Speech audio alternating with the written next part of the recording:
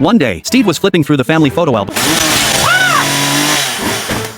when Stan suddenly discovered their house had once been the site of a famous brothel. He immediately set off to hunt for traces of the brothel everywhere, and Steve simply couldn't fathom why Stan was so obsessed with gaining fame in such a way. It all went back to their childhood. Betty had always hoped Stan would make something of himself, yet he'd been constantly overlooked, his unmet longing never soothed by anyone. Or at least ain't nobody.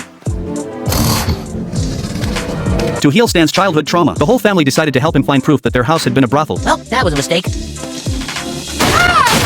Beneath the house, they found skeletons arranged in bizarre poses, along with all manner of toys. The brothel, it turned out, had been hidden right under the Smiths' home all along. After uncovering the evidence, Stan brought in a history professor, and Glenn suggested turning the space into a museum, writing on the fame of the brothel that had been all the rage back in the day. The Stan's House Museum drew hordes of tourists the moment it opened, but the museum was nothing more than a dusty, old room, and the tourists, bored out of their minds, began to leave one after another. Just as the crowd was about to disperse, everyone happened to hear Jeff and Haley arguing. Compared to the dull museum, watching the two bicker was far more entertaining. Oh, snap! Stan caught a whiff of his chance at fame in an instant. Damn it! This thing is impossible! What am I, Harry Houdini over here?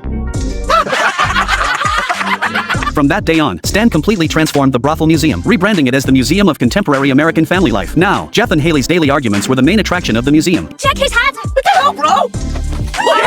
Even Steve's school notes were placed in a glass display case all by themselves, turned into an exhibit.